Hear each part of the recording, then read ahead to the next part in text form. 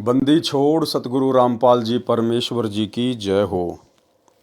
परमपिता परमात्मा सारी सृष्टि के रचनहार कुल मालिक असंख्य ब्रह्मांडों के स्वामी जगत गुरु तीनों लोकों में प्रवेश करके सबका भरण पोषण करने वाले राजाधिराज आत्माधार नाथों के नाथ देवों के देव महादेव सर्वेश्वर महेश्वर मृत्युंजय अजरो अमर आदि अनादि सनातनी प्रभु जगत पिता जगदीश्वर श्री श्री 1008 की उपाधि के वास्तविक अधिकारी अकाल मूर्ति सौद स्वरूपी राम वासुदेव सर्वगतम ब्रह्म परम पूज्य प्रथम पूज्य परम संत परम पुरुष परम धनी परम दयालु सत्य कबीर हक्का कबीर अल्लाहू अकबर बाखबर अल्लाह ताला जगत के तारणहार जगत के मुक्तिदाता जगत के जगन्नाथ हारे के सहारे हिंदुओं के राम मुसलमानों के अल्लाह सिखों के वाहेगुरु ईसाइयों के मसीह दया के सागर दयानिधि करुणा के सागर करुणानिधि स्वयंभू परिभू संकट मोचन कष्ट हरण मंगल करण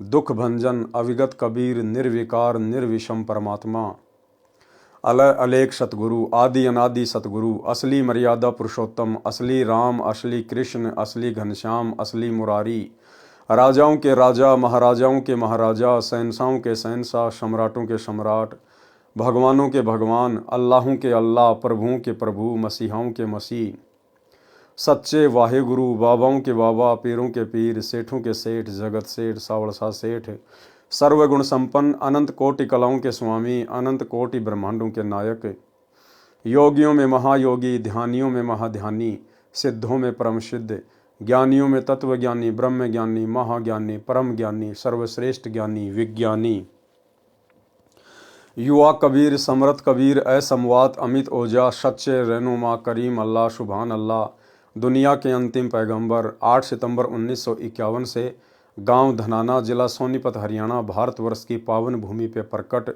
रियल कल की भगवान श्री नारायण साकार हरि श्री बाबा साहेब शब्द स्वरूपी राम संत शिरोमणि सतगुरु रामपाल जी परमेश्वर जी के चरण कमल में सात संगति से जुड़े हुए देश विदेश से हम सभी सत्सेवक भाई बहनों का अनंत कोटि दंडवत प्रणाम।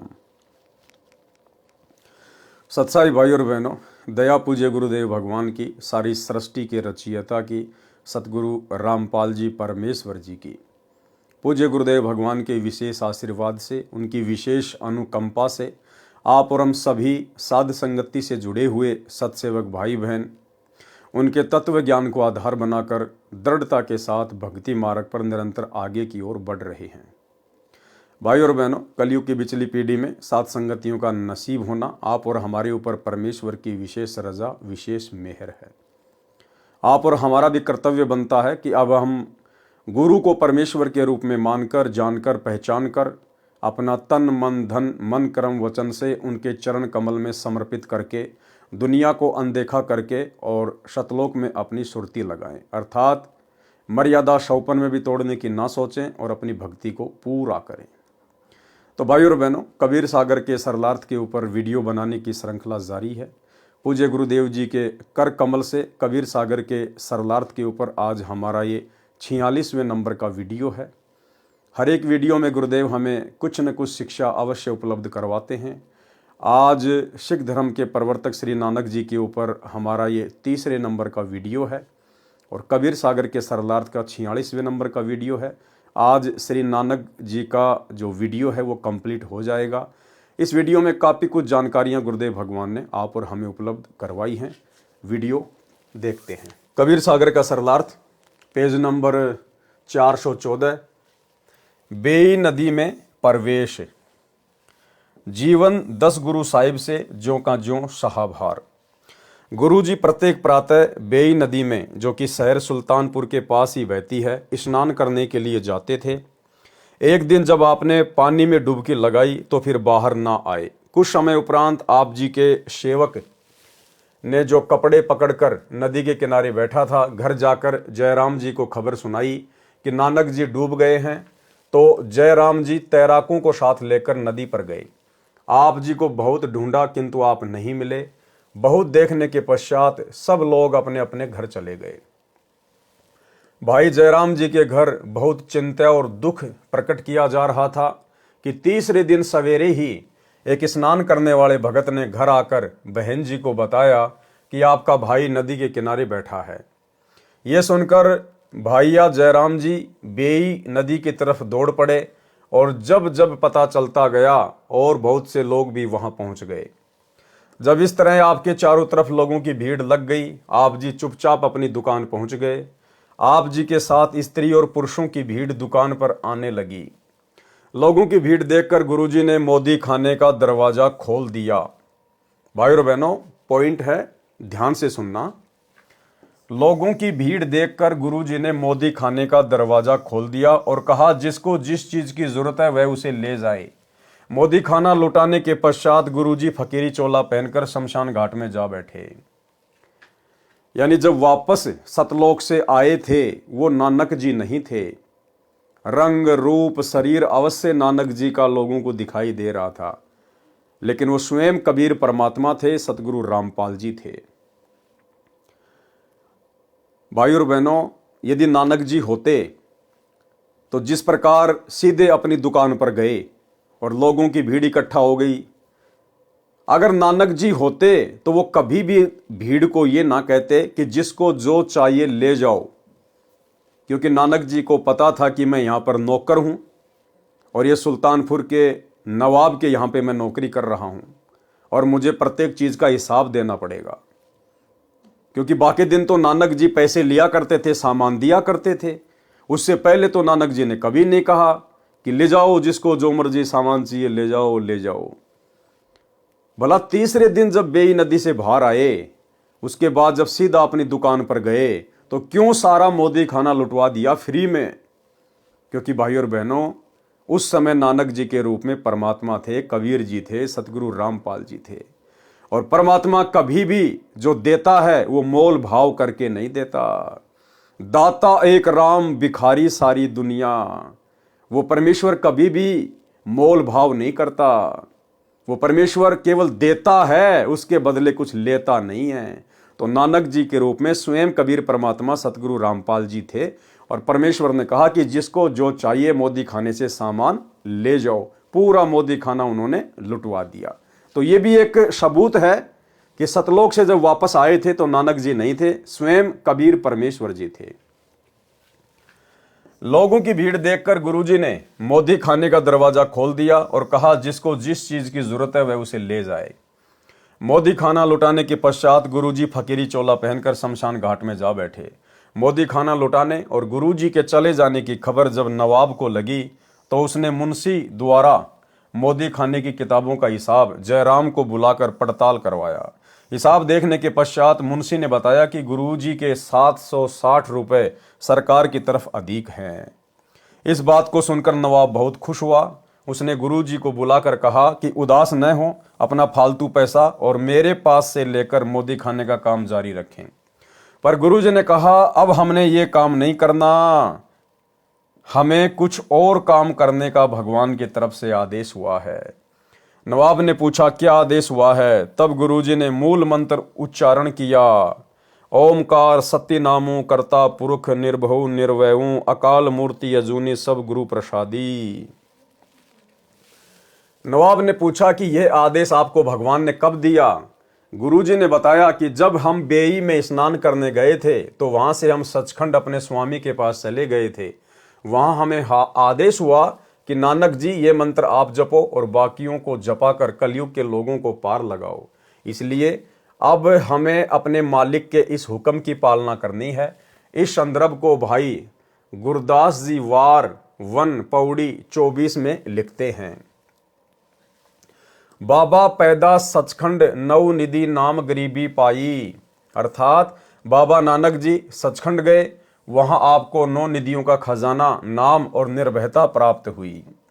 यहां बेई किनारे जहां गुरु जी बेई से बाहर निकलकर प्रकट हुए थे, गुरुद्वारा संत घाट अथवा गुरुद्वारा बेर साहिब बहुत सुंदर बना हुआ है। इस स्थान पर ही गुरु जी प्रातः स्नान करके कुछ समय के लिए भगवान की तरफ ध्यान करके बैठते थे। जीवन 10 गुरु साहिब नामक पुस्तक से लेख समाप्त। भाई बाले वाली जन्म साखी में अद्भुत प्रमाण, यानी सिख समाज जो ये मानता है अपनी अज्ञानता और नादानी के चलते कि श्री नानक जी का कोई भी गुरु नहीं था, तो गुरुदेव भगवान जन्म साखी भाई बाले वाली से ही इसका प्रमाण देंगे, क्योंकि भाई बाला और भाई मर्दाना ये दो नानक जी के विशेष शिष्य थे, सदा उनके साथ में रहा करते थे। तो भाई बाला ने जो भी लिखा वो बिल्कुल सत्य लिखा है। भाई बाले वाली जन्म साखी में अद्भुत प्रमाण। भाई बाले वाली जन्म साखी एक मान्य ग्रंथ है जो गुरु ग्रंथ की तरह ही सत्य ज्ञान का प्रतीक माना जाता है, जिसके ज्ञान को सिख समाज परम सत्य मानता है, क्योंकि यह जन्म साखी भाई बालाजी द्वारा आंखों देखा कानों सुना ज्ञान है जो श्री नानक देव साहिब जी ने बोला था तथा बालाजी ने बताया तथा दूसरे गुरु श्री अंगद जी ने लिखा था। जन्म साखी के पृष्ठ 299 व 300 पर साखी कूना पर्वत की चली। कूना पर्वत पे जाकर नानक जी के रूप में कबीर परमेश्वर सतगुरु रामपाल जी ने एक सिद्ध के साथ में गोष्ठी की थी, ज्ञान चर्चा की थी। कूना पर्वत कहाँ है? धरती पे नहीं है, ऊपर अंतरिक्ष में है, लाखों किलोमीटर ऊपर। तो कबीर परमेश्वर जी नानक जी के रूप में भाई बाला और मर्दाना को वहां पर लेकर गए थे, और वहां पर कूना पर्वत पर एक सिद्ध के साथ में क्या गोष्ठी हुई थी, जिसमें नानक जी ने अपने गुरु का वर्णन दिया है। जन्म साखी के पृष्ठ 299 300 पर साखी कूना पर्वत की चली में गोष्ठी सिद्धा नाल हुई है। इसमें प्रकरण है कि श्री गुरु नानक जी कूना पर्वत पर गए, उनके साथ भाई बालाजी तथा मर्दाना जी थे। कूना पर्वत की गुफा में कुछ सिद्ध पुरुष नाथ पंथ के रहते थे। उनके साथ ज्ञान गोष्ठी में श्री नानक जी ने प्रश्न के उत्तर में कहा था कि एंकार हमारा नाब अपने गुरु की बलि जाऊं। मर्दाने ने पूछा कि हे गुरु जी, क्या आपका भी कोई गुरुजी है? मर्दाने ने नानक जी से पूछा, क्या आपका भी कोई गुरुजी है? तब नानक जी ने कहा कि हे मर्दाना, मेरा इतना बड़ा गुरु है जो बिना करतार की कृपा के अपनी दृष्टि में नहीं आता, जो बिना करतार की कृपा के दृष्टि में नहीं आता। इसका मतलब वो कबीर परमात्मा जिसको चाहेगा उसी को अपनी पहचान करवाएगा, वो उसी का ज्ञान योग खोलेगा, उसी की दिव्य दृष्टि खोलेगा। और इसका जीता जागता प्रमाण आज वर्तमान में भी है। वही कबीर परमात्मा जो बेई नदी पर नानक जी को मिले थे, आज इस भारत देश की पवित्र भूमि पर 8 सितंबर 1951 से परम पूज्य परमेश्वर सतगुरु रामपाल जी के रूप में स्वरूप में प्रकट हैं। सन 1994 से अपना यथार्थ 13वां कबीरपंथ शुरू कर चुके हैं। पिछले 30 वर्षों से अनमोल ज्ञान दे रहे हैं, और इन 30 वर्षों में उनके कई लाखों की संख्या में शिष्य हो चुके हैं।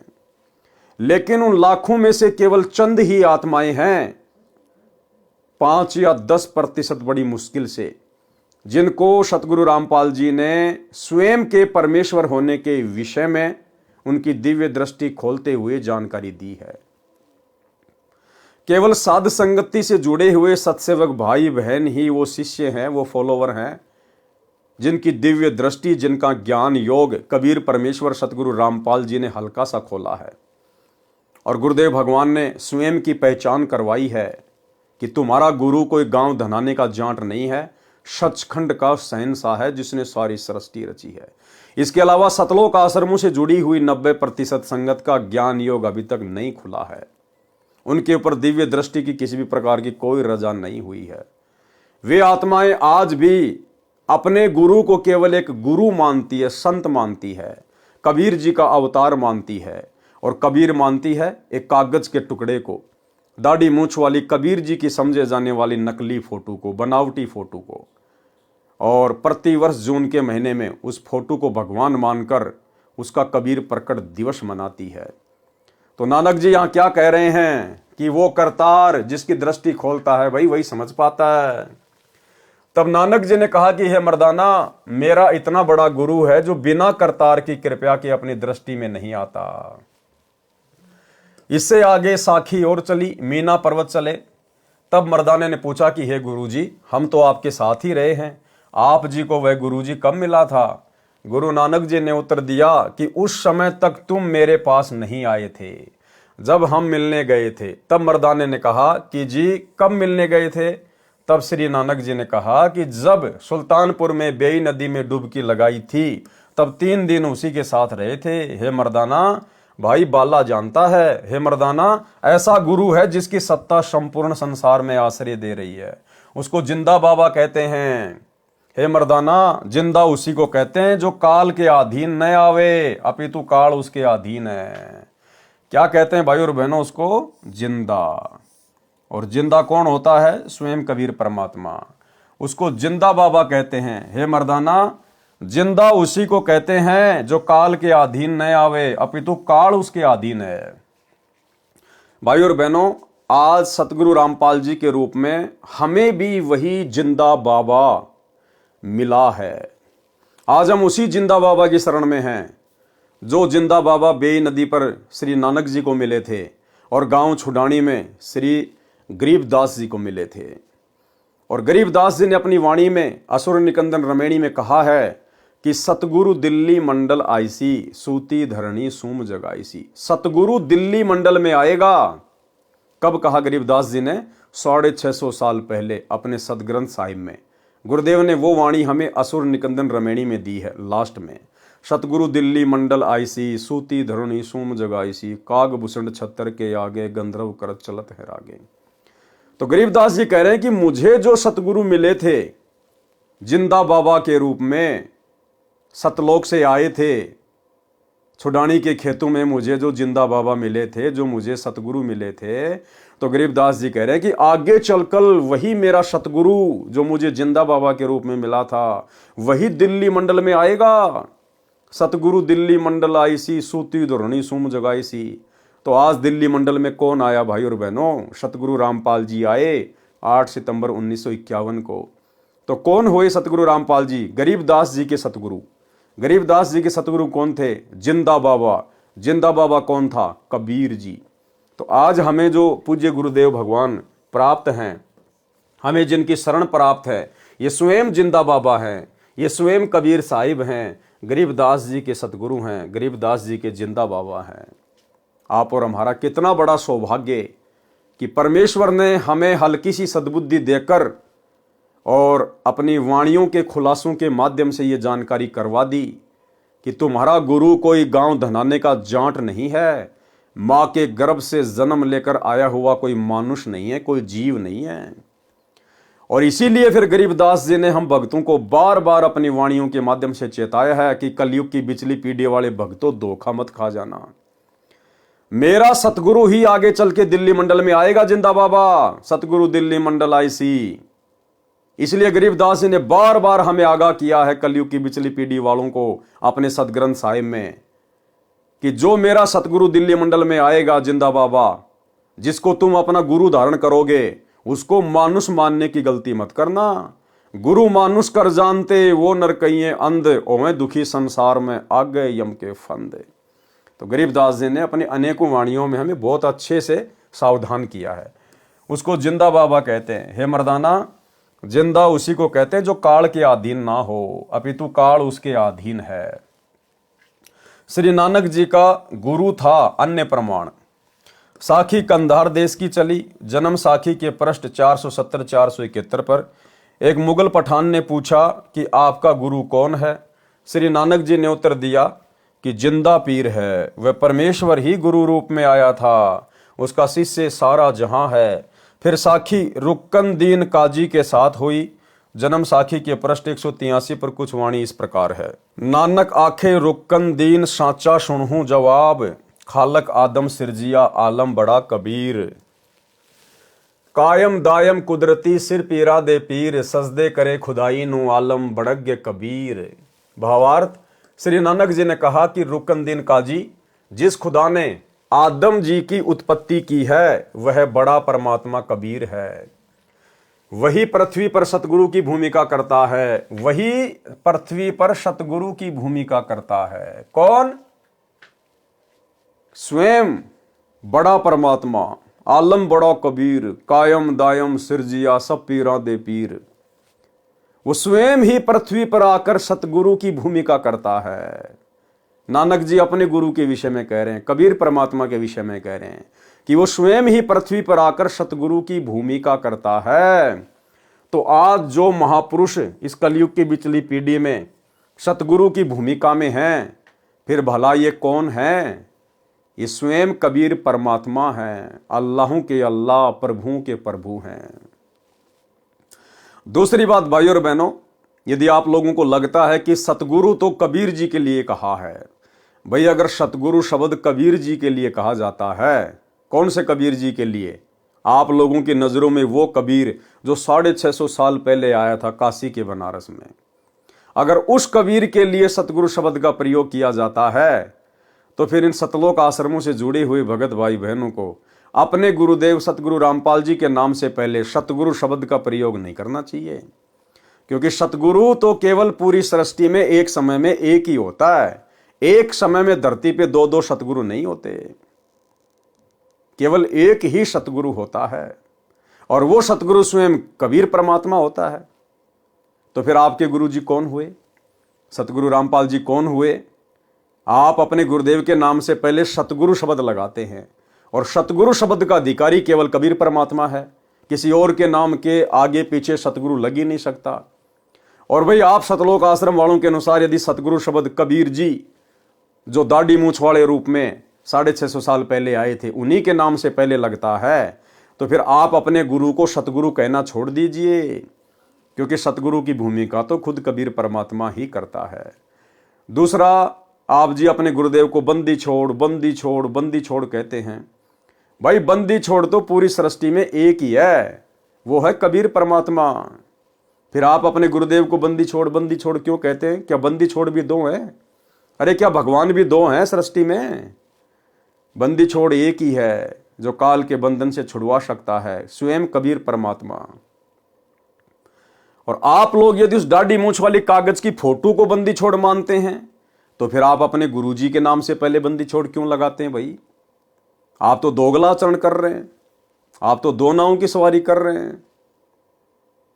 तो भाई और बहनों, ये विशेष मेहर है गुरुदेव की, जो गुरुदेव ने हम साथ संगति से जुड़े हुए सत्सेवक भाई बहनों का ज्ञान योग खोला है।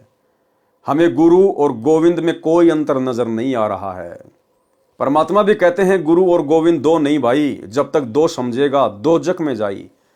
गुरु को और परमात्मा को अलग अलग मानने वाला, कहते हैं वो दो जग में जाएगा, नरक में जाएगा, नरक में। वह ही पृथ्वी पर सतगुरु की भूमिका करता है, वह सिर पीरा दे पीर, यानी सब गुरुओं का सिरताज है। तो भाई आज हम अपने गुरु जी को क्या कहते हैं? जगत गुरु। जगत गुरु, जगत गुरु कौन होता है? सब गुरुओं का गुरु, जिससे बढ़कर कोई भी गुरु ना हो उसको कहते हैं जगत गुरु। यहां क्या कहा जा रहा है? वह सिर पीरा दे पीर, यानी सब गुरुओं का सिरताज है। सब गुरुओं का सिरताज कौन होता है? जगत गुरु, कबीर परमात्मा। सबसे उत्तम ज्ञान रखता है कौन? कबीर परमात्मा।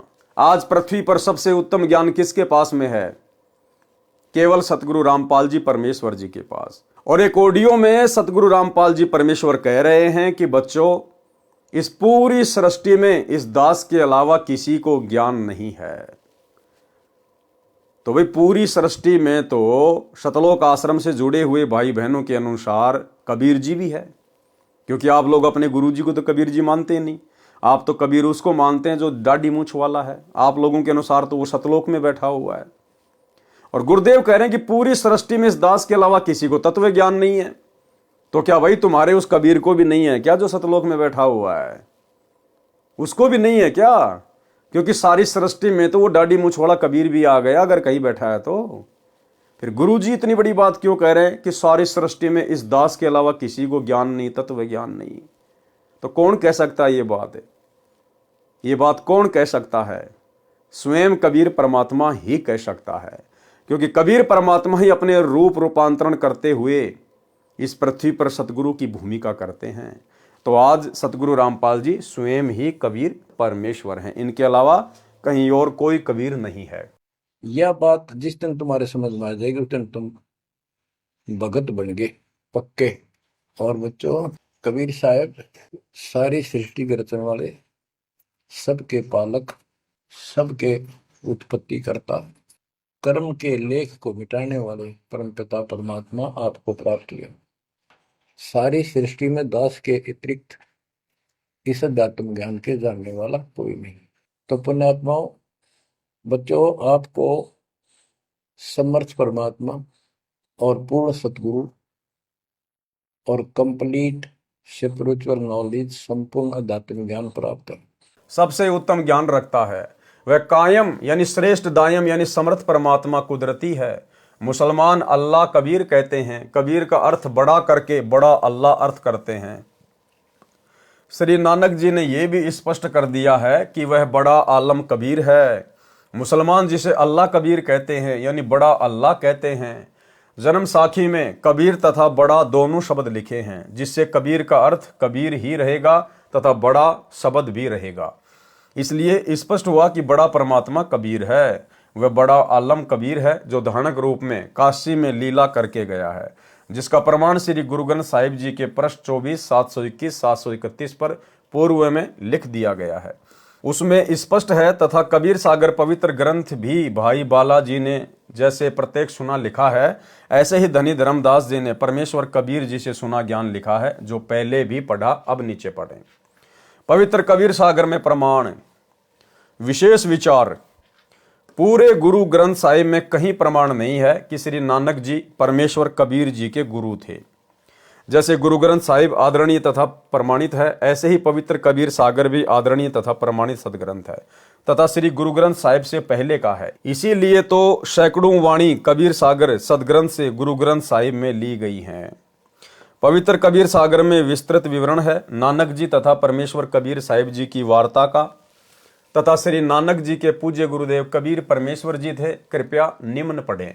विशेष प्रमाण के लिए कबीर सागर सवसम वेद बोध प्रश्न नंबर 158 से 159 से। नानक शाकीन तप भारी, सब विधि भय ज्ञान अधिकारी, भक्ति भावता को समझाया, ता पर सतगुरु की नो दाया। जिंदा रूप धर्यो तब भाई, हम पंजाब देश चले आई, अनहद बानी कियो पुकारा, सुन के नानक दर्श निहारा। सुन के अमर लोक की बाणी, नानक परया निज समर्थ ज्ञानी। नानक वचन। आवा पुरुष महागुरु ज्ञानी, अमर लोक की सुनी न बानी, अर्ज सुनो प्रभु जिंदा स्वामी, कह अमर लोक रहा निज धामी। काहुन कही अमर निज बानी, धन्य कबीर परम गुरु ज्ञानी, कोई न पावे तुमरो भेदा, खोज थके ब्रह्मा चहु वेदा। जिंदा वचन। नानक तुम बहुते तप कीन्या, निरंकार बहुते दिन चीन्या, निरंकार ते पुरुष निनारा, अजर दीपता की टकसारा। नानक तुम बहुते तप कीन्या, निरंकार बहुते दिन चीन्या, निरंकार ते पुरुष निनारा, अजर दीपता की टकसारा। पुरुष बिछो भयो जब ते, काल कठिन मगरो क्यों तब ते, इत तब सरिस भक्ति नहीं होई, क्योंकि परम पुरुष ने भेटू कोई। जब ते हम ते बिछुरे भाई, 60,000 जन्म भगत तुम पाई, धरि धरि जन्म भक्ति भल कीन्या, फिर काल चक्र निरंजन दीन्या। गहूँ मम शब्द तो उतरो पारा, बिन शत शब्द लहे यम द्वारा, तुम बड़ भगत भव सागर आवा, और जीव की कौन चलावा। निरंकार सब सृष्टि भुलावा, तुम करी भक्ति लौट क्यों आवा। नानक वचन। धन्य पुरुष तुम यह पद भाखी, ये पद हमसे गुप्त कह राखी, जब लो हम तुमको नहीं पावा, अगम अपार भरम फैलावा। कहो गोसाई हम ते ज्ञाना, परम पुरुष हम तुमको जाना, धनी जिंदा प्रभु पुरुष पुराना, बिरले जन तुमको पहचाना। भये दयाल पुरुष गुरु ज्ञानी, दियो पान परवाना बानी, भली भई तुम हमको पावा, सकलो पंथ काल को ध्यावा। तुम इतने अब भये निनारा, फेर जन्म ना होए तुम्हारा, भली सुरती तुम हमको चीन्या, अमर मंत्र हम तुमको दीन्या। सौ वेद हम कही निज बानी, परम पुरुष गति तुम्हें बखानी। नानक वचन। धन्य पुरुष ज्ञानी कर तारा, जीवन काज प्रकटे संसारा, धनी करता तुम बंदी छोड़ा, ज्ञान तुम्हारा महाबल जोरा। दिया नाम दान किया उबारा, नानक अमर लोक पग धार्या। भावार्थ, परम पूज्य कबीर प्रभु एक जिंदा महात्मा का रूप बनाकर श्री नानक जी से मिलने पंजाब में गए।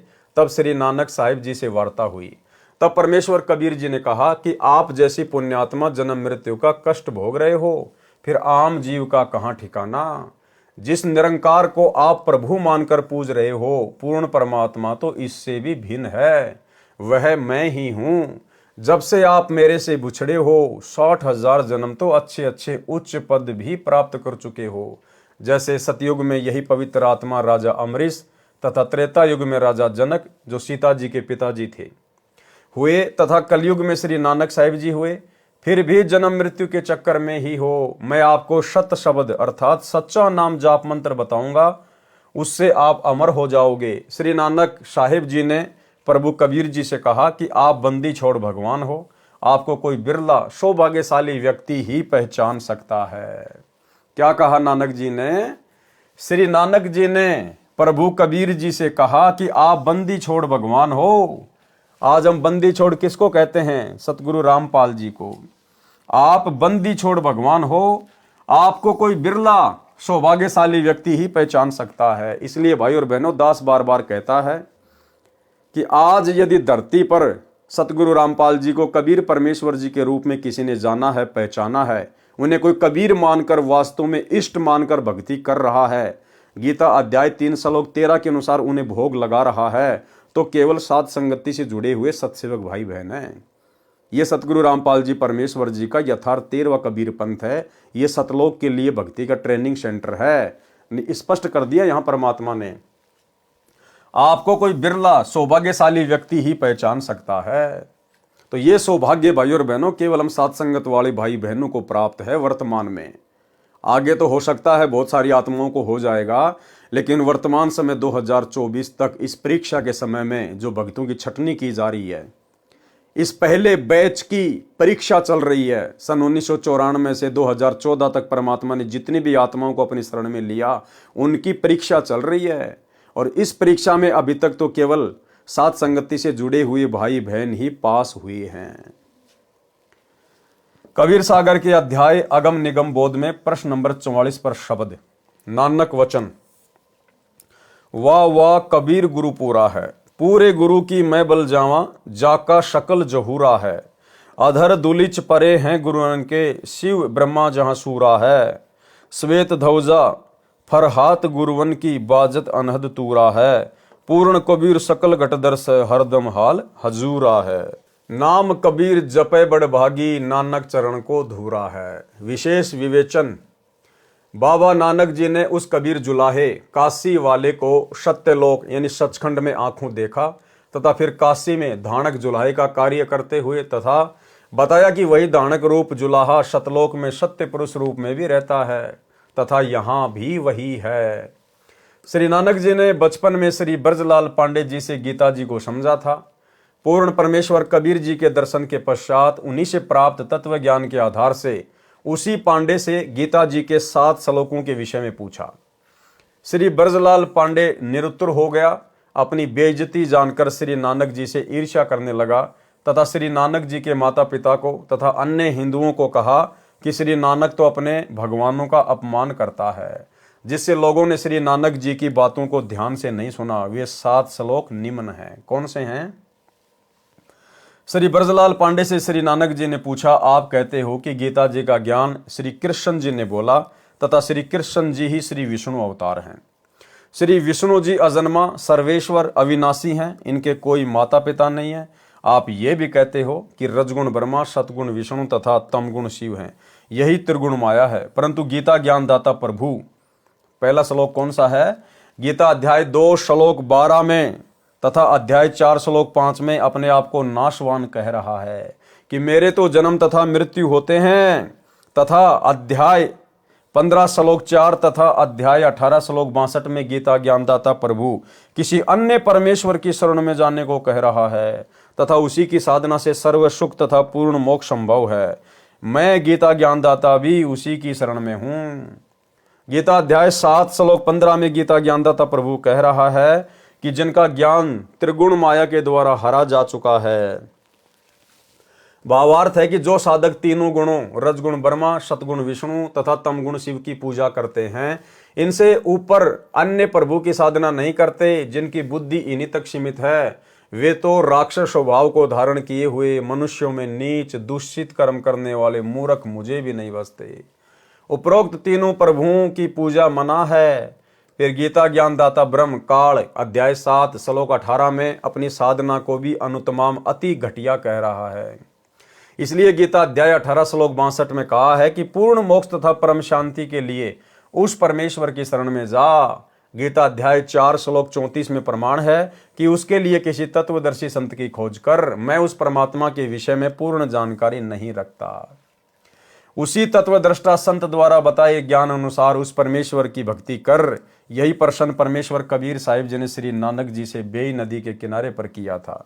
जिस तत्व ज्ञान को समझकर तथा कबीर परमेश्वर के सत्य पुरुष रूप में सतलोक सचखंड में तथा धानक रूप में बनारस काशी में दर्शन करके समर्पण करके तत्व ज्ञान को जन जन तक पहुंचाया तथा पूर्ण मोक्ष प्राप्त किया। विशेष पवित्र सिख समाज इस बात से सहमत नहीं है कि श्री नानक साहिब जी के गुरुजी काशी वाला धानक जुलाहा कबीर साहिब जी थे। इसके विपरीत श्री नानक साहिब जी को पूर्ण ब्रह्म कबीर साहिब जी का गुरुजी कहा है। परंतु श्री नानक साहिब जी के पूज्य गुरुजी का नाम क्या है, इस विषय में पवित्र सिख समाज मौन है, जबकि स्वयं श्री गुरु नानक साहिब जी श्री गुरु ग्रंथ साहिब जी में महिला फर्स्ट की अमृतवाणी में स्वयं स्वीकार करते हैं कि मुझे गुरुजी जिंदा रूप में आकर मिले। वही धानक जुलाहा रूप में सत कबीर हक्का कबीर नाम से पृथ्वी पर भी थे तथा ऊपर अपने सचखंड में भी वही विराजमान है जिन्होंने मुझे अमृत नाम दिया। आदरणीय श्री नानक साहिब जी का आविर्भाव यानी जन्म सन 1469 तथा सतलोकवास सन 1539। पवित्र पुस्तक जीवनी 10 गुरु साहिबान आदरणीय कबीर साहिब जी धानक रूप में मृत मंडल में सन 1398 में सहशरीर प्रकट हुए तथा सहशरीर सतलोक गमन सन 1518 में पवित्र कबीर सागर। दोनों महापुरुष 49 वर्ष तक समकालीन रहे। श्री गुरु नानक साहिब जी का जन्म पवित्र हिंदू धर्म में हुआ। प्रभु प्राप्ति के बाद कहा कि न कोई हिंदू न मुसलमाना अर्थात अज्ञानतावश दो धर्म बना बैठे। सर्व एक परमात्मा सत्य पुरुष के बच्चे हैं। श्री नानक देव जी ने कोई धर्म नहीं बनाया बल्कि धर्म की बनावटी जंजीरों से मानव को मुक्त किया तथा शिष्य परंपरा चलाई। जैसे गुरुदेव से नाम दीक्षा लेने वाले भक्तों को शिष्य बोला जाता है, उन्हें पंजाबी भाषा में सिख कहने लगे।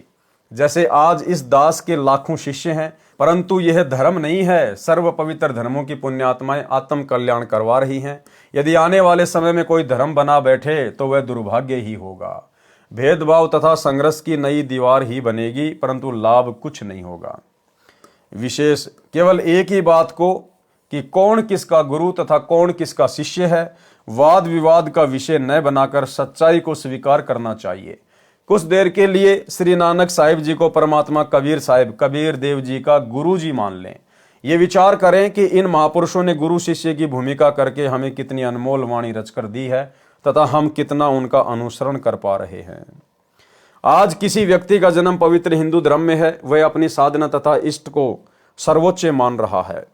मृत्यु उपरांत उसी पुण्यात्मा का जन्म पवित्र सिख धर्म में हुआ तो फिर वह उसी साधना को उत्तम मानकर निश्चिंत हो जाएगा। फिर पवित्र मुसलमान धर्म में जन्म मिला तो उपरोक्त साधनाओं के विपरीत पूजा पर आरूढ़ होगा तथा फिर पवित्र ईसाई धर्म में जन्म हुआ तो केवल उसी पूजा पर आधारित हो जाएगा। फिर कभी पवित्र आर्य समाज में वही पुण्यात्मा जन्म लेगी तो केवल हवन यज्ञ करने को ही मुक्ति मार्ग कहेगा। यदि वही पुण्यात्मा पवित्र जैन धर्म में पहुंचेगी तो हो सकता है निर्वस्त्र रहकर या मुख पर कपड़ा बांधकर नंगे पैरों चलना ही मुक्ति का अंतिम साधन होगा। उपरोक्त जन्म पूर्ण परमात्मा की भक्ति न मिलने तक होते रहेंगे, क्योंकि द्वापर युग तक अपने पूर्वज एक ही थे तथा वेदों अनुसार पूजा करते थे। अन्य धर्मों की स्थापना नहीं हुई थी। जब श्री गुरु गोविंद साहिब जी ने 5 प्यारों को चुना, उनमें से एक श्री दयाराम जी लाहौर के खत्री परिवार से हिंदू थे। श्री धर्मदास जी इंद्रप्रस्थ दिल्ली के जाट हिंदू थे। भाई मोहकम चंद जी छिबे हिंदू द्वारकावासी। भाई साहिब चंद जी नाई हिंदू बिदर निवासी। भाई हिम्मतमल जी झींवर हिंदू जगन्नाथपुरी उड़ीसा निवासी थे। जीवन 10 गुरु साहिबान लेखक सोडी तेजा सिंह प्रकाशक भाई चतर सिंह, जीवन सिंह, अमृतसर, पृष्ठ नंबर 343 344। इसलिए अपने संस्कार मिले जुले हैं। भले ही उपरोक्त पंच प्यारे उस समय अपनी भक्ति साधना गुरु ग्रंथ साहिब के अनुसार, गुरुओं की आज्ञा अनुसार कर रहे थे, परंतु सर्व हिंदू समाज से संबंध रखते थे। उस समय गुरुओं के अनुयायियों को सिख कहते थे, हिंदी भाषा में शिष्य कहते हैं। इस कारण से एक अलग भक्ति मार्ग पर चलने वाले जन समूह को सिख कहने लगे। अब यह एक अलग धर्म का रूप धारण कर गया। जैसे वर्तमान में कई पंथों के लाखों अनुयायी हैं, उनको भी अन्य नामों से संबोधित किया जाता है। जैसे राधा स्वामी पंथ के अनुयायियों को कहते हैं ये तो राधा स्वामी हैं, परंतु ये सर्व धर्मों के व्यक्तियों का समूह है। हो सकता है आने वाले समय में यह एक अलग धर्म का रूप धारण कर ले, परंतु वर्तमान में अधिकतर हिंदू समाज और सिख समाज के ही व्यक्ति हैं। जो व्यक्ति मांस आहार, मदिरा पान तथा अन्य नशीली वस्तु जैसे तंबाकू, बीड़ी, सिगरेट, हुक्का आदि में सेवन करता है तथा लूट कसोट, जीव हिंसा करता है तथा बहन बेटियों को बुरी नजर से देखता है, वह न तो हिंदू है, न मुसलमान, न सिख, न ईसाई। क्या उपरोक्त बुराई करने का सर्व पवित्र धर्मों के सदग्रंथों में विवरण है? नहीं। उपरोक्त बुराई युक्त व्यक्ति कभी प्रभु प्राप्ति नहीं कर सकता तथा न ही वह धार्मिक हो सकता। एक समय यह दास एक दोस्त सिख अधिकारी के साथ किसी सिख की शादी में गया। वहां पर श्री गुरु ग्रंथ साहिब जी के अखंड पाठ का भोग पड़ा। सर्व उपस्थित व्यक्तियों ने प्रसाद लिया, फिर खाना खाने के लिए साथ में ही लगे टेंट में प्रवेश हुए, जहां पवित्र अमृतवाणी का भोग पड़ा था तथा जहां खाना खाया। दोनों के बीच केवल कनात यानी कपड़ा लगी थी। खाने को मांस तथा पीने को मदिरा सरेआम थी। जो पाठ कर रहे थे वे भी सर्वप्रथम उसी आहार को प्रेम पूर्वक कर रहे थे। इसलिए सर्वप्रथम हिंदू तो हिंदू बने मुसलमान, ईसाई बने ईसाई तथा सिख बने सिख। फिर हम प्रभु भक्ति करने योग्य होंगे। प्रभु साधना भी अपने सदग्रंथों में वर्णित विधि अनुसार करने से प्रभु प्राप्ति होगी, अन्यथा मानव शरीर व्यर्थ हो जाएगा। हम एक कुल मालिक की संतान हैं। सत्ज्ञान न होने से हिंदू मुसलमान के झगड़े, हिंदू सिख के झगड़े, मुसलमान ईसाई के झगड़े धर्म के श्रेष्ठता और अश्रेष्ठता के कारण है। विश्व युद्ध में भी इतना रक्तपात नहीं हुआ होगा जितना धर्म के खतरे की आड़ में हो चुका है। धार्मिकता के खतरे की तरफ ध्यान न देने से अनेक बुराइयां सर्व पवित्र धर्मों में घर कर चुकी हैं। सर्व पवित्र धर्मों में 1% व्यक्ति होते हैं जो 99% को आपस में लड़वा कर मरवा देते हैं। इससे विपरीत हिंदू हिंदू को मार रहा है, सिख सिख को काट रहा है, मुसलमान मुसलमान को परेशान कर रहा है, ईसाई ईसाई का दुश्मन बना हुआ है, आर्य समाजी पर ही मुकदमे किए बैठा है, कबीर पंथियों के दुश्मन बने हैं। और भाइयों और बहनों, अज्ञानता के कारण, संत रामपाल जी के तत्व ज्ञान को गहराई से ना समझ पाने के कारण आज संत रामपाल जी के पंथ में भी ये बुराई घर कर चुकी है। हालांकि आगे सफलता प्राप्त नहीं कर पाएगी, लेकिन वर्तमान में तो सतगुरु रामपाल जी का परिवार इस बुराई से अछूता नहीं है। आज हम सभी कबीरपंथी हैं। साथ संगत से जुड़े हुए भाई बहन भी कबीरपंथी हैं। सतलोक आश्रम से जुड़े हुए भाई बहन भी कबीरपंथी हैं, क्योंकि हमारे गुरुदेव कबीर जी हैं और कबीर जी के दिखाए रास्ते पर जो चलता उसको कबीरपंथी कहते हैं। तो गुरुदेव कह रहे हैं कि सभी लोग हिंदू हिंदू पर मुकदमे किए बैठे हैं, कबीरपंथियों पर मुकदमे किए बैठे हैं।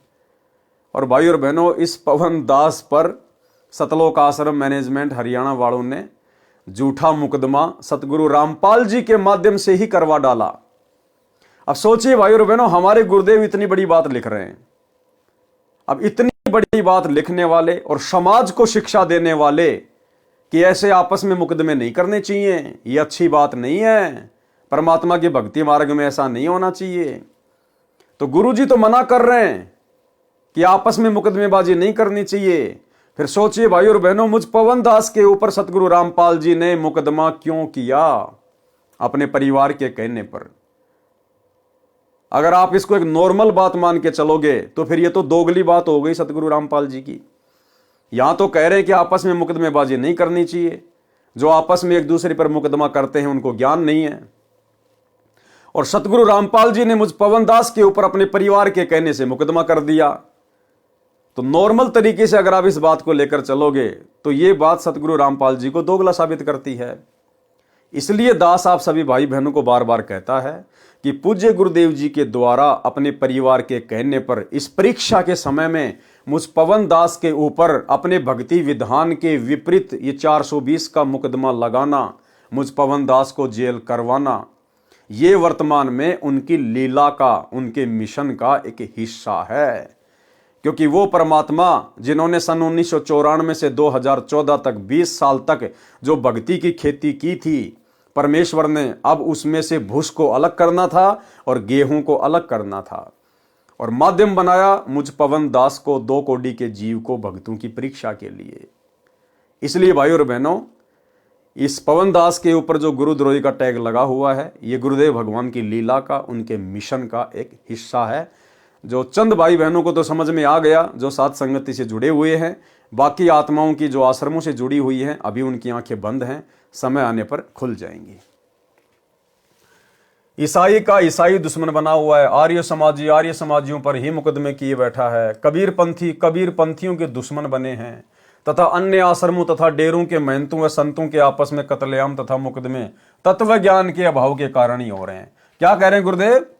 ये क्यों हो रहा है? तत्व ज्ञान के अभाव के कारण। तो क्या हमारे गुरुजी को भी तत्व ज्ञान नहीं है क्या, जो मेरे ऊपर मुकदमा कर दिया? अरे दुनिया को ऐसी शिक्षा देने वाला गुरु, क्या उनके पास भी तत्व ज्ञान नहीं है? जो अपने कर कमल से लिखित पुस्तक के विपरीत, अपने शब्दों के विपरीत मुझ पवन दास पे मुकदमा कर रहा है। तो भाई और बहनों, ये उनकी लीला का, उनके मिशन का एक हिस्सा है। मुझदास का जन्म पवित्र हिंदू धर्म में हुआ तथा वर्तमान में जो भी पूजाएं उपलब्ध थी सभी कर रहा था। 17 फरवरी 1988 फाल्गुन मास की अमावस्या विक्रमी संवत 2045 को तत्वदर्शी संत परम पूज्य स्वामी राम देवानंद जी महाराज के दर्शन हुए। ये जो स्वामी राम देवानंद जी महाराज हैं भाई और बहनों, इनको तत्व ज्ञान नहीं था, ये तत्वदर्शी संत नहीं थे। ये तो 650 साल पहले जिस प्रकार कबीर जी ने पंडित रामानंद जी को अपना मुंह बोला गुरु बनाया था, गुरु शिष्य परंपरा का निर्वाह करते हुए, ठीक इसी प्रकार वर्तमान में भी ये लीला चल रही है। धरती पर सतगुरु रामपाल जी के रूप में वही कबीर परमात्मा प्रकट है। और 17 फरवरी 1988 को आदरणीय गरीबदास जी के 12वें पंथ में सतगुरु रामपाल जी ने, अर्थात कबीर परमेश्वर जी ने, आदरणीय राम देवानंद जी को अपना मोह बोला गुरु धारण करके केवल गुरु शिष्य परंपरा का निर्वाह किया है। अन्यथा हमारे गुरुदेव स्वयं परमेश्वर हैं और परमेश्वर स्वयं ही तत्वदर्शी होता है।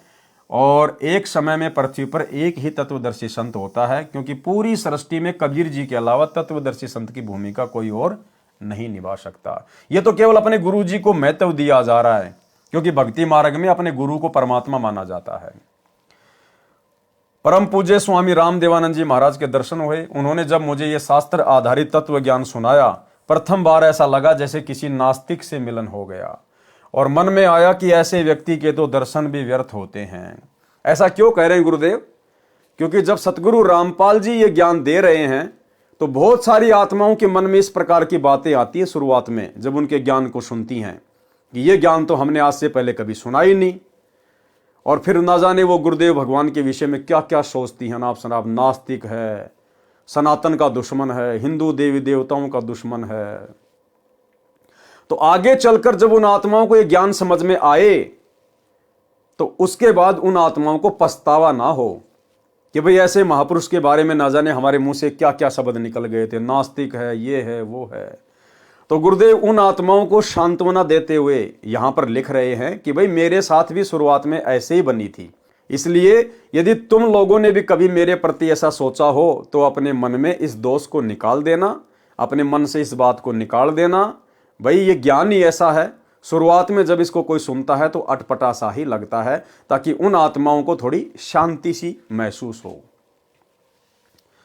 ऐसे व्यक्ति के तो दर्शन भी व्यर्थ होते हैं जो हमारे देवी देवताओं ब्रह्मा विष्णु महेश तथा ब्रह्म से भी ऊपर कोई शक्ति बता रहा है। जब इस दास ने महाराज जी के द्वारा बताए शास्त्रों का अध्ययन उनकी पोल खोलने के लिए किया तो मेरी ही पोल खुल गई कि मैं सर्व साधना अपने ही पवित्र शास्त्रों, पवित्र गीता जी व पवित्र वेदों के विरुद्ध ही कर रहा था। अब दास की प्रार्थना है कि सर्व भगतजनों को एक बार अवश्य खेद होगा, परंतु उपरोक्त सदग्रंथों को प्रभु को साक्षी रखकर पुनः पढ़ें तथा मुझ दास के पास सर्व पवित्र धर्मों के सदग्रंथों के आधार पर वास्तविक भक्ति मार्ग है। निःशुल्क उपदेश प्राप्त करके अपना तथा अपने प्यारे परिवार का कल्याण करवाएं। जीव हमारी जाति है, मानव धर्म हमारा, हिंदू मुस्लिम सिख ईसाई धर्म नहीं कोई न्यारा। हिंदू मुस्लिम सिख ईसाई आपस में है भाई भाई, आर्य जैनी और बिश्नोई एक प्रभु के बच्चे सोई। कबीर खड़ा बाजार में सबकी मांगे खैर, ना काहू से दोस्ती ना काहू से बैर। अब देखो परमेश्वर तो क्या लिख रहे हैं अपने ज्ञान में, और वर्तमान में सतलोक आश्रम मैनेजमेंट हरियाणा के द्वारा क्या किया जा रहा है। गुरुदेव भगवान हमें क्या शिक्षा दे रहे हैं कि हिंदू मुस्लिम सिख ईसाई आपस में हम भाई भाई। बताओ, गुरुदेव ने तो सबको आपस में एक ही पिता की संतान बताया कि हिंदू मुस्लिम सिख ईसाई आपस में सब भाई भाई। और ये सतलोक आश्रम मैनेजमेंट हरियाणा अज्ञानता की पोटली।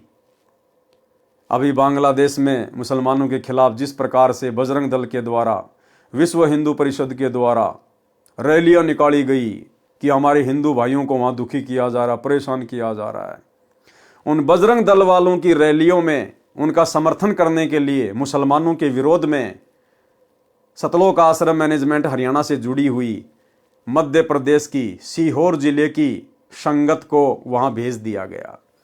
वहां के कोऑर्डिनेटर, वहां की संगत हजारों की संख्या में मुसलमानों के विरोध में विरोध प्रदर्शन करने के लिए पहुंच गई।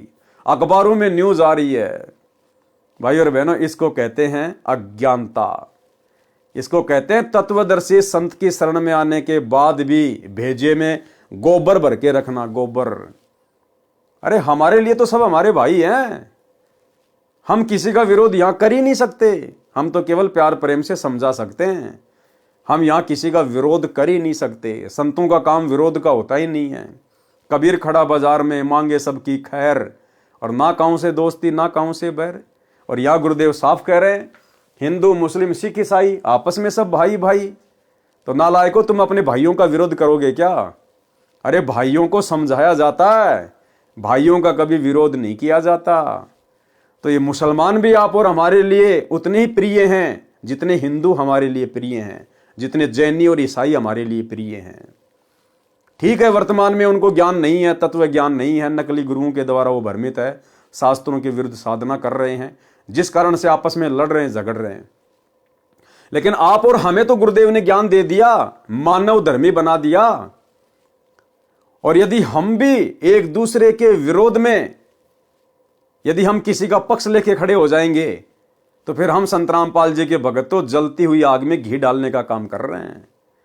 तो भाई और बहनों, ये तत्व ज्ञान तो छोड़िए। संत रामपाल जी के 90% सतलोक आश्रम से जुड़े भगत भाई बहनों को अभी ज्ञान भी अच्छे से समझ में नहीं आया। इन लोगों को सामाजिक ज्ञान भी अच्छे से समझ में नहीं आया। तत्व ज्ञान तो बहुत दूर की बात है।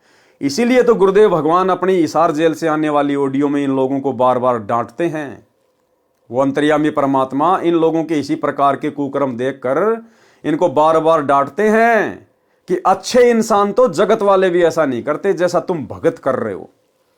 यानी आम समाज में जो व्यक्ति पढ़ा लिखा है, जिस व्यक्ति को इस बात की जानकारी है, वो व्यक्ति भी किसी भी धर्म के विरोध में किसी का साथ नहीं देता। उनको भी पता है कि शैतान ने हमारे को बांट रखा है, हिंदू मुस्लिम सिख ईसाई हम सब एक ही हैं। तो जो अच्छे इंसान जो संसार में हैं, जगत में हैं, जो संत रामपाल जी के भगत भी नहीं हैं, वो लोग भी बजरंग दल वालों के पक्ष में जाके खड़े नहीं हुए मुसलमानों के विरोध में, और संत रामपाल जी के भगत मुसलमानों के विरोध में जाके खड़े हो गए। इसलिए तो गुरुदेव कह रहे हैं कि अच्छे इंसान जो जगत में है ना, वो भी ऐसा नहीं करते जैसा कि तुम भगत कर रहे हो। यानी गुरुदेव ने अपनी सतलोक आश्रमों से जुड़ी हुई लाखों की संगत को आम सामाजिक व्यक्तियों से भी नीचे गिरा हुआ साबित कर दिया, नीचे गिरा हुआ। सुनिए। विचार करना होगा कि हम कौन है, कहां से आए। आपस में खेचातानी रखते हो अभी भी भगत हो गए। अच्छे इंसान तो जगत वाले भी ना करते ऐसा जैसे भगत कर रही है। अच्छे इंसान तो जगत वाले भी ना करते ऐसा जैसे भगत कर रही है। अच्छे इंसान तो जगत वाले भी ना करते ऐसा जैसे भगत कर रही है। किसी को छोटी सी सेवा दे देते, कोऑर्डिनेटर बना दिया, वो ने सोचा मैं खुदा बन गया। अरे इतना शिक्षा तो पड़े। मजदूर बनो सीखो, मजदूर। और कई देखा है कि कोऑर्डिनेटर या जिसकी जो भी व्यवस्था लगाई जाए तो व्यवहार भी ठीक नहीं करते, धमकान लग जाते, फुरकान लग जाते। और कुछ ऐसी भी शिकायतें आई हैं जो बहन बेटियों के साथ गलत मैसेज भी डालते हैं, तो वो दुष्ट लोग ना तो कोऑर्डिनेटर के योग्य है ना वो भगत के योग्य। और कुछ ऐसी भी शिकायतें आई हैं जो बहन बेटियों के साथ गलत मैसेज भी डालते हैं, तो वो दुष्ट लोग ना तो कोऑर्डिनेटर के योग्य है ना वो भगत के योग्य। और कुछ ऐसी भी शिकायतें आई हैं जो बहन बेटियों के साथ गलत मैसेज भी डालते हैं, तो वो दुष्ट लोग ना तो कोऑर्डिनेटर के योग्य है ना वो भगत के योग्य। तो ऐसा तो संगत माई कुसंगत उपजेगी, और ऐसी कुसंगत होगी फिर हम रखेंगे नहीं उसको खेत में। किसान उस कुबाड़ को पाड़ कर खेत के बाहर फेंक देता है, तो उसको आप मिशन से निकाल दिया जाया करेगा। सुधर जाओ, एक के नहीं सुनी जाया करती, जो सामूहिक शिक्षा दी जाती है, अमल कर लो इन पे। कर्म बतेरे फोड़ लिए, इस ज्ञान का असर क्या हुआ? थोड़ा सा सुख होते हो फिर पक्के एजेंट काल के बन जाते हैं, बकवाद वही करनी, भगवान से दूर हो जाना। थोड़ा सा सुख होते हो फिर पक्के एजेंट काल के बन जाते हैं, बकवाद वही करनी, भगवान से दूर हो जाना। थोड़ा सा सुख होते हो फिर पक्के एजेंट काल के बन जाते हैं, बकवाद वही करनी, भगवान से दूर हो जाना। तो भाई और बहनों, आप और हमारा सौभाग्य कि गुरुदेव भगवान ने हमारा ज्ञान योग खोला, हमें गुरुदेव ने सद्बुद्धि दी। हम इस प्रकार के शैतानी प्रपंचों में नहीं पड़ते हैं, ज्ञान को आधार बना के अपनी भक्ति करते हैं, और बाकी संगत अपने कर्म फोड़ रही है कोऑर्डिनेटरों के पीछे लगकर।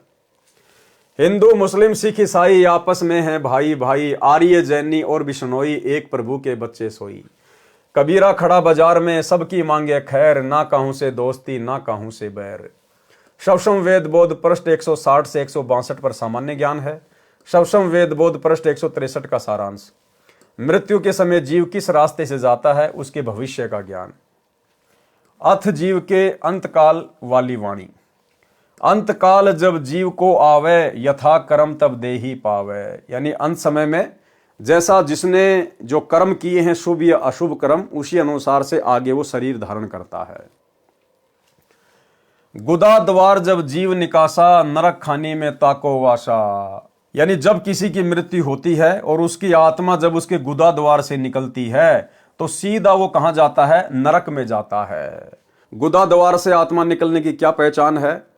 जब आदमी का शरीर छूटता है, यमदूत उसे परेशान करते हैं, दुखी करते हैं, तो उसका लैट्रिन निकल जाता है, उसके कपड़े लैट्रिन से सन जाते हैं। यानी उसकी आत्मा यमदूतों ने मार मार के गुदा द्वार से निकाली है। ऐसा व्यक्ति सीधा नरक में ठोका जाता है, नरक में। गुदा द्वार जब जीव निकासा, नरक खानी में ताको वाशा। और भाई और बहनों, आपको ध्यान होगा, दास ने आज से 2-2.5 साल पहले वीडियो बनाया था। सतलोक आश्रम मैनेजमेंट हरियाणा से बिहार का स्टेट कोऑर्डिनेटर, उसकी गुदा द्वार से ही आत्मा बाहर निकली थी। गुदा द्वार से सीधा नरक में गया वो। बिहार का स्टेट कोऑर्डिनेटर, जिसकी बाथरूम में बैठे बैठे लैट्रिन करते करते जिसको हार्ट अटैक हुआ था, उसकी आत्मा गुदा द्वार से निकली और सीधा वो नरक में गया। सोचिए, स्टेट कोऑर्डिनेटरों की यह हालत है, तो उन कोऑर्डिनेटरों के पीछे आंख बंद करके चल रही संगत का क्या हाल होगा। और हाल हो भी रहा है, आए दिन अकाल मौत आप देख ही रहे हैं।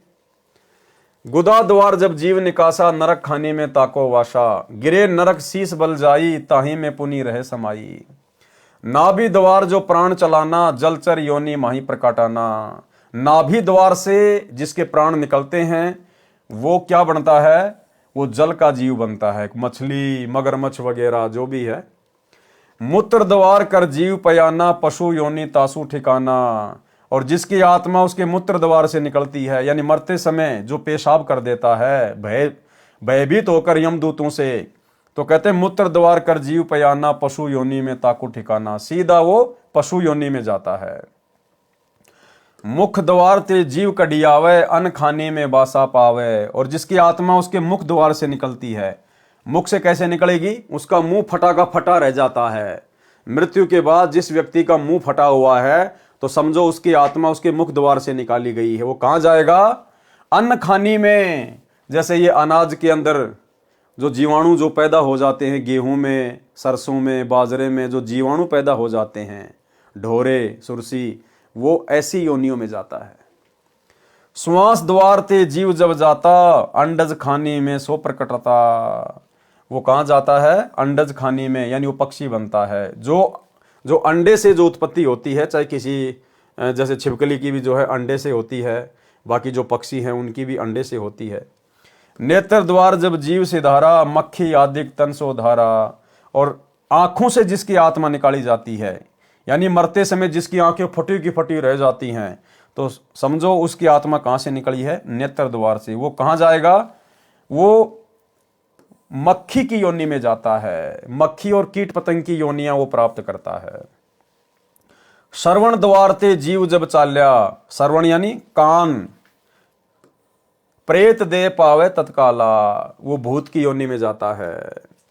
दसम द्वार ते निक्षय प्राणा, राजा होए भोग विधि नाना। और जिसकी आत्मा 10वें द्वार से निकलती है, काल तक की साधना में जो 10वां द्वार है, वो परमात्मा ने ये बताया, हमारी जो खोपड़ी है जहां पर ये चोटी होती है, ये जो खाल है, इसके जस्ट नीचे की तरफ 10वां द्वार होता है। तो 10वें द्वार से जिसकी आत्मा निकलती है, वो राजा वगैरह बन जाता है, बहुत बड़ा कोई पैसे वाला बन जाता है। थोड़े बहुत समय वो राज भोगता है, आराम करता है, बड़े मज़े लेता है, मनुष्य योनि प्राप्त करता है। उसके बाद फिर उसके कर्म बिगड़ेंगे, क्योंकि राजा बनेगा तो सबसे ज़्यादा पाप करेगा।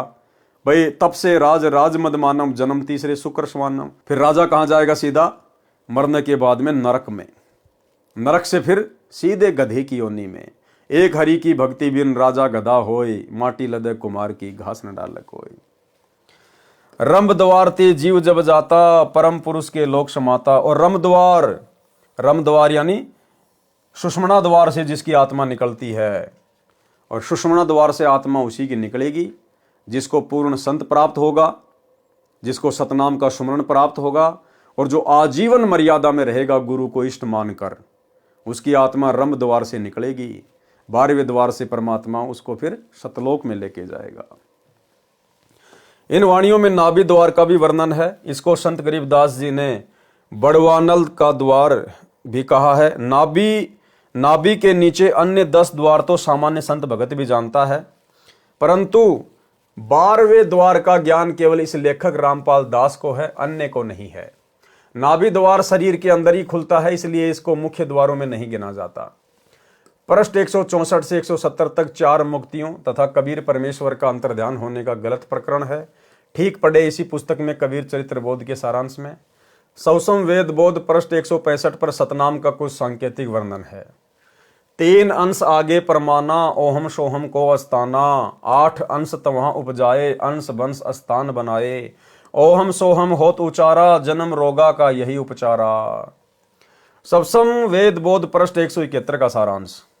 इस पृष्ठ पर वह अमृतवाणी लिखी है जिसमें महापुरुष कलयुग के 5505 वर्ष बीत जाने के पश्चात यथार्थ कबीर पंथ प्रारंभ होगा, और जो महापुरुष उस पंथ का संचालक प्रवर्तक होगा वह अपने ज्ञान को पूरे विश्व में फैलाएगा।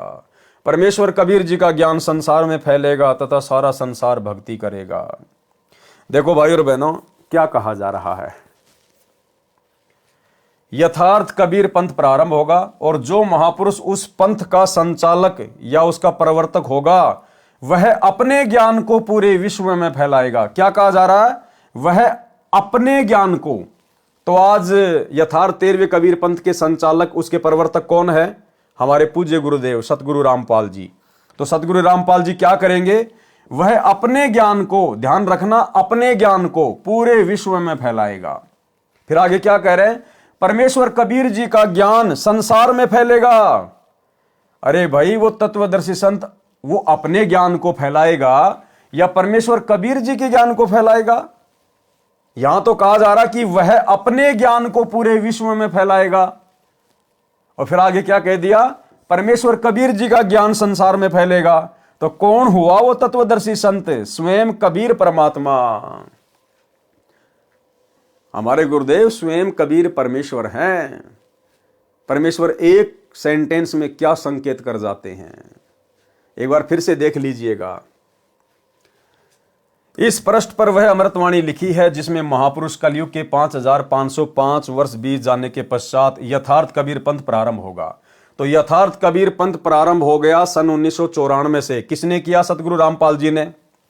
और जो महापुरुष उस पंथ का संचालक या प्रवर्तक होगा, तो कौन है उसके संचालक और प्रवर्तक? सतगुरु रामपाल जी। अब वो क्या करेगा? वह अपने ज्ञान को पूरे विश्व में फैलाएगा। वो प्रवर्तक क्या करेगा? अपने ज्ञान को पूरे विश्व में फैलाएगा। और आगे क्या कहा जा रहा है? परमेश्वर कबीर जी का ज्ञान पूरे संसार में फैलेगा। अरे भैया, उस प्रवर्तक का ज्ञान फैलेगा या कबीर जी का ज्ञान फैलेगा? तो भाई, चाहे उस प्रवर्तक का ज्ञान फैले, चाहे कबीर जी का ज्ञान फैले, बात एक ही है, क्योंकि वो प्रवर्तक खुद ही कबीर है। शवसम वेद बोध पृष्ठ 170 पर कुछ वाणी लिखी हैं। शवसम वेद बोध की स्फुट वार्ता चौपाई। 1,80,000 पीर पैगंबर और अवतारा, 100 शब आही निरंजन बंसा, तंदर करे निज पिता प्रशंसा। 10 अवतार निरंजन केरे, राम कृष्ण सब माही बडेरे, पूर्ण आप निरंजन होई, या में फेर फार नहीं कोई। भावार्थ, जो मुसलमान धर्म में 1,80,000 पैगंबर माने गए हैं, हजरत मोहम्मद जी अंतिम नबी अर्थात पैगंबर माने गए हैं, ये तथा अन्य अवतार जो हिंदू धर्म में माने जाते हैं, ये सब के सब काल निरंजन के अंश थे और संसार में जन्म लेकर काल की महिमा बताकर काल के पंथ का प्रचार करने आए थे। हिंदू धर्म में 10 अवतार माने गए हैं। उनमें से मुख्य श्री रामचंद्र जी तथा श्री कृष्णचंद्र जी हैं। काल निरंजन इनमें सर्वशक्तिशाली है। कबीर परमेश्वर जी ने कहा है कि मैं जो कह रहा हूं इसमें कोई हेर फेर नहीं है, अर्थात ये सत्य है। पृष्ठ 171 पर अंतिम वाणियों में कहा है कि पूर्ण परमात्मा का यथार्थ ज्ञान देने के लिए मेरा भेजा हुआ मेरा अंश उस समय आएगा जब कलयुग 5505 वर्ष बीत जाएगा। वह मेरी सत्य साधना का फरमान संदेशा लेकर आएगा। उस समय हिंदू, तुर्क यानी मुसलमान या अन्य सब धर्मों में जितने जीव संसार में है, वे सतनाम की महिमा से परिचित होकर निर्वाण यानी मोक्ष मार्ग को ग्रहण करेंगे। जितने भी धर्म के नाम के पंथ हैं तथा काल द्वारा भ्रमित करके परमेश्वर कबीर जी के नाम से 12 पंथ चलाए गए हैं, वे सब तत्व ज्ञान को जो वह महापुरुष प्रमाणित करके बताएगा, उसको सुनकर तथा समझकर उस महापुरुष द्वारा चलाए गए 13वें यथार्थ पंथ में शवतः आकर ऐसे मिल जाएंगे जैसे सरितगण यानी दरियाओं का समूह अपने आप विवश हुआ समुद्र में मिलकर एक हो जाता है। इसी प्रकार सर्वधर्म समूह एक हो जाएंगे, यानी हिंदू, मुस्लिम, सिख, ईसाई, जैनी, बौद्ध, यहूदी, मंगोल, फारसी, जितने भी धर्म है संसार में, ये सब के सब धर्म एक हो जाएंगे।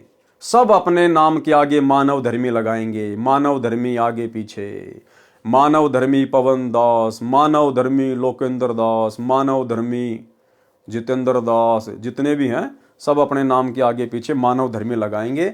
ये जातियां और ये धर्म ये बिल्कुल समाप्त हो जाएंगे। लोगों को अपनी जाति और अपना धर्म बताने में शर्म आने लगेगी, शर्म, क्योंकि उस समय संत रामपाल जी का ज्ञान पूरे विश्व में फैल जाएगा और उनका जो नारा है वो जन जन की जुबान पे होगा। जीव हमारी जाति है, मानव धर्म हमारा, हिंदू, मुस्लिम, सिख, ईसाई धर्म नहीं कोई नारा। भाई, जब हम सभी का पिता धरती पे आया हुआ है सतगुरु रामपाल जी, तो बाप जब आएगा तो बच्चों को एक करके जाएगा, एक करके। शैतान ने तो वाट रखे हैं, लेकिन अब बाप आ चुका है शैतान का, तो शैतान का बाप मेरे भाई सबको एक करके जाएगा, सारी दीवारें, सारी जंजीरें मिटा जाएगा। इसी प्रकार सर्वधर्म समूह एक हो जाएंगे। जब तक वह निर्धारित समय नहीं आता 5505 वर्ष कलयुग का, तब तक मनुष्यों में छल कपट चतुराई करके कर्म खराब करना बना रहेगा। और जो ये ज्ञान मैं सप्तम वेद बोध में कह रहा हूं, ये भी निराधार लगेगा। जब वह समय आएगा, सब ही स्त्री पुरुष शुद्ध आचरण वाले होकर कपट चतुराई त्याग कर कबीर परमेश्वर जी की शरण प्राप्त करेंगे। कौन से कबीर परमेश्वर की? सतगुरु रामपाल जी की, क्योंकि शरण में तो इनके आना पड़ेगा, गुरु तो इनको बनाना पड़ेगा। तो कौन हुआ फिर कबीर? सब ही स्त्री पुरुष शुद्ध आचरण वाले होकर कपट चतुराई त्याग कर कबीर परमेश्वर की शरण प्राप्त करेंगे। जो धर्म के नाम पर भ्रमित करके काल द्वारा चलाए गए अनेकों पंथ हैं, ये सब फिर से एक हो जाएंगे। उस महापुरुष से सतनाम आदि सर्व मंत्रों की दीक्षा लेकर सब दीक्षित हंस सतलोक को जाएंगे। घर घर में मेरे ज्ञान की चर्चा होगी, कृपया पढ़े निम्न वाणियां। सप्तम वेद बोध पृष्ठ 171 से कुछ वाणियां। दोहा 5000 और 505 जब कलयुग बीत जाए, महापुरुष फरमान तब जग तारण को आए। भाई वो महापुरुष आज आ चुका है सतगुरु रामपाल जी के रूप में। हिंदू तुर्क आदिक सबे जेते जीव जिहान, सत्य नाम की साख गह पौवे पद निर्वाण। यथा सरित गण आप ही मिले सिंधु में धाये, सत सुकृत के मध्य तिमी सब ही पंथ समाये। जब लगी पूर्ण होए नहीं ठीके को तिथिवार, कपट चातुरी तब हिलो सब संवेद निर्धार। सब ही नारी नर शुद्ध तब जब ठीके का दिन आवंत, कपट चातुरी छोड़ के शरण कबीर गहंत। एक अनेक हो गयो पुनि अनेक हो एक, हंस चले सतलोक सब सत्य नाम की टेक। घर घर बोध विचार हो दुर्मति दूर बहाए, कलयुग में सब एक होई बरते सहज सुभाए। कहाँ उग्र कहाँ सुदर हो हर सब की भव भीर, सो समान समदृष्टि है समरथ सत्य कबीर। भावार्थ, परमेश्वर कबीर जी ने बताया है कि मेरी महिमा के ज्ञान की घर घर चर्चा चलेगी, सबकी दुर्मति समाप्त हो जाएगी, सब परमात्मा से डरने वाले होंगे। कोई शराब तमाकू मांस का सेवन नहीं करेगा, चोरी जारी व्यभिचार डाके डालना रिश्वत लेना पाप जानकर सब छोड़ देंगे, शुद्ध होकर सह स्वभाव से रहा करेंगे। माया जोड़ने की प्रवृत्ति समाप्त हो जाएगी। चाहे कोई डाकू हो, चाहे अन्य मलिन कर्म करने वाला व्यक्ति हो, वह सब बुरे कर्म त्याग कर उस पंथ में दीक्षा लेंगे।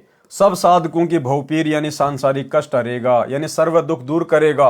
अब देखना भाई और बहनों आगे ध्यान से, उस पंथ का प्रवर्तक, कौन से पंथ का प्रवर्तक? 13वें कबीर पंथ का प्रवर्तक कौन है? सतगुरु रामपाल जी। उस पंथ का प्रवर्तक स्वयं कबीर परमेश्वर समान भक्ति शक्ति समर्थ होगा। उस पंथ का जो प्रवर्तक होगा, जो संचालक होगा 13वें कबीर पंथ का, वो क्या होगा? उस पंथ का प्रवर्तक स्वयं कबीर परमेश्वर समान भक्ति शक्ति समर्थ होगा। अब भाई कबीर परमेश्वर जी के समान यदि कोई दूसरा भक्ति और शक्ति से संपन्न हो गया तो फिर कबीर परमेश्वर जी के पास में क्या बच गया? उसके समान होने का मतलब उसके बराबर हो जाना। और वे भगवान के बराबर कौन हो सकता है? क्या किसी की औकात है जो परमात्मा के बराबर हो जाएगा? और यदि कोई परमात्मा के समान हो गया, परमात्मा के बराबर हो गया भक्ति में शक्ति में, तो फिर उस परमात्मा का मतलब क्या रह गया? फिर उसका औचित्य क्या रह गया? फिर तो दो परमात्मा हो गए बराबर के। तो ये बात क्यों कही जा रही है? गुरुदेव के द्वारा अपने आप को छुपाते हुए कि मेरे बच्चे मेरे तत्व ज्ञान को आधार बनाकर अब इतने बुद्धिमान हो चुके हैं कि मेरे इन संकेतों को समझ जाएंगे कि हमारे गुरुदेव स्वयं ही कबीर परमात्मा है।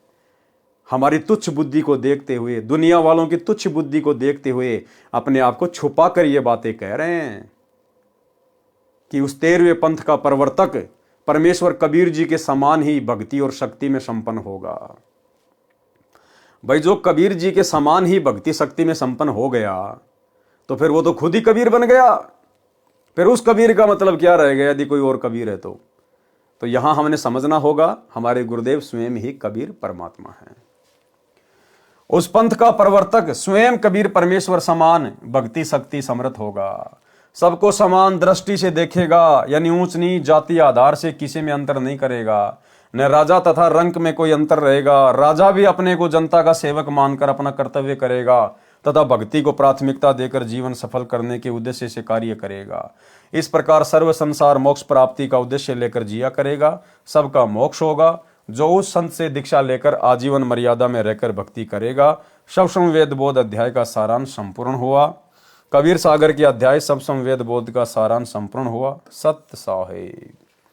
तो भाई और बहनों आज के वीडियो में केवल इतना ही।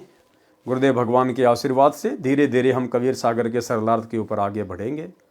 तकरीबन आधे से ज़्यादा वीडियो कबीर सागर के सरलार्थ के ऊपर बन चुके हैं।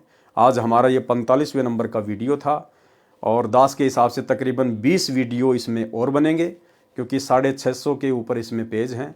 तो लगभग 20 से 25 के आसपास वीडियो और बनेंगे।